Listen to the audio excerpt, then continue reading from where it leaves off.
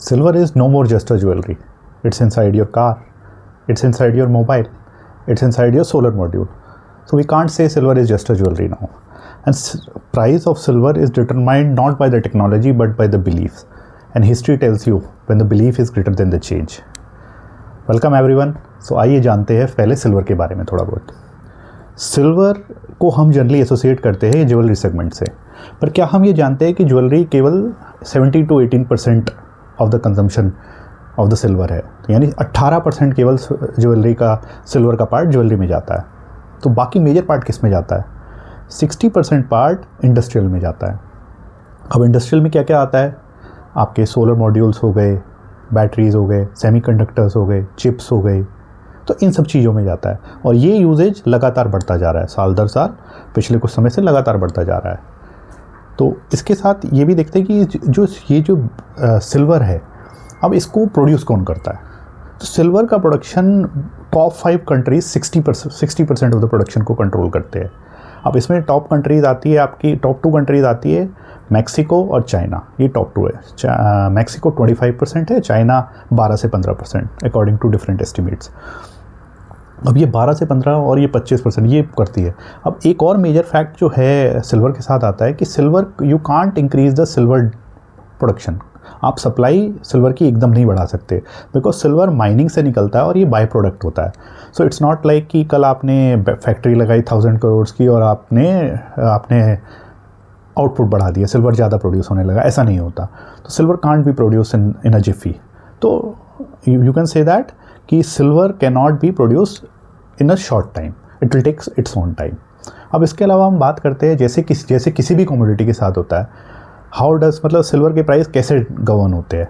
तो एक तो सिंपल मैथ होती है कि डिमांड सप्लाई सिचुएशन, जो डिमांड सप्लाई इकोनॉमिक्स होती है। दूसरा होता है नैरेटिव्स और आपके स्पेकुलेशंस। अगर हम डिमांड सप्लाई की बात करें तो डिमांड हमेशा से सप्लाई से ज़्यादा है, अगर आप पिछले कुछ साल का डाटा देखोगे। बट क्या ये difference demand minus supply deficit बढ़ रहा है साल दर साल? तो इसका आंसर लास्ट 2-3 साल के लिए आई कैन से कि अभी नहीं, ऐसा नहीं है। इनफैक्ट साल दर साल ये डेफिसिट कम हो रहा है, बढ़ नहीं रहा है। तो फिर इतना तेज़ उछाल सिल्वर के प्राइस में लास्ट ईयर किस वजह से है? तो ये डिमांड इकोनॉमिक्स तो नहीं जस्टिफाई कर रही इसको। तो वहीं पे सेकंड फैक्टर आता है जहाँ पे हम बोलते हैं स्पेकुलेशन और नैरेटिव्स। अब नैरेटिव्स क्या क्या है? पहला नैरेटिव ये है क्योंकि चाइना कंट्रोल करता है प्रोडक्शन भी, एक्सपोर्ट भी करता है। चाइना ऑल्दो काफ़ी कुछ इंटरनली कंज्यूम कर लेता है बट एक्सपोर्ट भी करता है कुछ पार्ट। अब चाइना अपनी इस पॉलिसी को स्ट्रिंजेंट कर रहा है with respect to the export of silver. So ये डिफ़िकल्ट हो जाएगा उधर की कंपनीज़ के लिए एक्सपोर्ट करना। अब एक पार्ट ये हो गया। सेकेंड पार्ट ये है कि सैमसंग अपनी एक बैटरी बना रहा है जिसमें वो कहता है कि सॉलिड स्टेट बैटरी बोलता है उसे, कि 1 kg सिल्वर आपका 100 kWh बैटरी में लगेगा। इससे उन्हें उम्मीद है कि सिल्वर की डिमांड भी बढ़ेगी अगर दे आर सक्सीडेड। बट ये कमर्शियल स्केल बैटरी नहीं है। अब कितनी सारी चीज़ें हर कंपनी ट्राई करती है साल दर साल, कितनी चीज़ें कमर्शियल स्केल तक पहुंच पाती है? अब ये question it's not easy to answer. So basis on this speculation can we justify this price increase? I don't know, I don't think so. तो ये दो इसकी स्पेकुलेशन हो गई। अब इन्हीं स्पेकुलेशन के कारण अगर आप देखोगे तो लास्ट 1 ईयर में तो रेट जो है इस सिल्वर का काफ़ी तेज़ बढ़ गया। इनफैक्ट अगर आप बोलोगे तो ईयर स्टार्टिंग में $32 पर आउंस था, जबकि इस समय रेट जो है $75 पर आउंस, जो कि इंडियन रुपी के टर्म में 2,30,000 से 2,50,000 की रेंज में चल रहा है इस समय। तो इतना तेज prices with due to this speculation, can this be justified? And how high is high, मतलब कितने हाई को हम हाई बोलेंगे, राइट? So when your greed takes a forward seat, right, logic takes a back seat. So हमें यहाँ पे ये क्वेश्चन करना होगा कि हम किस लेवल पे हम बोलेंगे कि हाँ ये जस्टिफाई है, अंडरलाइंग वैल्यू को जस्टिफाई करता है। अब सिमिलर टाइप की चीज़ें हिस्ट्री में पहले भी हुई है जिससे हमें काफ़ी लर्निंग मिलती है। अगर आपने सुना हो तो हिस्ट्री में 1635-36 में एक टुलिप मैनिया हुआ था। You can search it around it. Tulip mania क्या था? उसमें tulip is just like a flower. तो पीपल टुलिप को एक स्टेटस सिंबल समझते थे नीदरलैंड के, तो वो टुलिप को लेते थे, दे परचेज इट। तो इनिशियल में उसका प्राइस एक नॉर्मल प्राइस था कि आप ये समझ सकते हैं 1 दिन की सैलरी से आप एक टुलिप को ख़रीद सकते हैं। धीरे धीरे उसका प्राइस बढ़ा, राइट, फिर वो 15 दिन की सैलरी से ख़रीद सकते थे, देन और बढ़ा, फिर 30 डेज़ की सैलरी से ख़रीद सकते थे। अब वो प्राइस इतना ज़्यादा बढ़ गया कि वो हो गया एक होम के बराबर प्राइस, मतलब एक होम के प्राइस इक्वल्स टू टुलिप। वहाँ पे लोग फिर तुलिप इसलिए नहीं ले रहे थे कि वो उसे यूज़ करेंगे स्टेटस सिंबल, वो ये सोच के लेते थे कैसे इसे दूसरे आदमी को बेचेंगे प्रॉफिट में। तो आप ये समझ लीजिए जो प्राइस चल रहे थे वो बिलीफ सिस्टम पे चल रहे थे, लॉजिक पे नहीं चल रहे थे।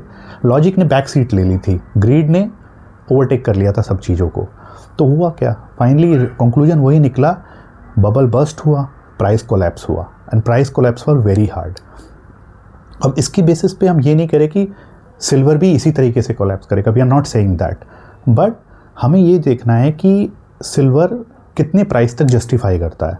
अगर आपको सिल्वर में एक्सपोजर लेना भी है as a retail investor, I think we should be taking exposure through ETF, और ऑल्सो हमें ये एक्सपोजर को बहुत ज़्यादा नहीं करना, maybe 2 to 5% depend on your risk appetite. And let me tell you one more thing कि correction भी उतना भी ब्रूटल होता है सिल्वर में। अगर आप पिछले चार्ट देखोगे तो 20 से 30%, 40% का correction, it is quite normal. So अगर आपको अंदर वो क्वेश्चन है, emotional question, then you can see this 30-40% downturn, then only you can try it out, and then also only through ETF, right? I'm not saying it will not go up. It can go up. You can't predict. Nobody can predict. But it's just like you have to be a bit cautious. और आपको you treat silver as a cycle asset, not a conviction asset. See, discipline is always rewarded, but excitement may or may not be. So आप लोग क्या कर रहे हैं silver के साथ? प्लीज़ कमेंट सेक्शन में बताइएगा. Thank you very much.